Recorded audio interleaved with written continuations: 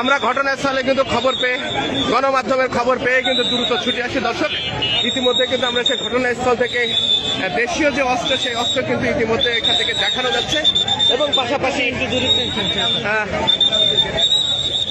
একজন গুলিবিদ্ধ হয়েছে আর দুইজনকেই গুলি করা হয়েছে, একজনকে হাসপাতালে নেওয়া হয়েছে।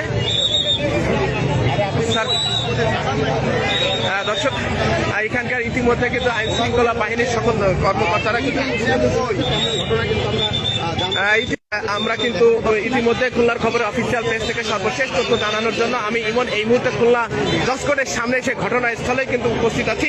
যেহেতু এখানে রক্ত আছে তো আমরা আসলে দূর থেকে দেখানোর চেষ্টা করছি। স্যার যদি একটু বলতেন আসলে কি ঘটনা হয়েছে, মানে দেখেন না মানে হৃদয় বাংলা অনলাইন টিভি,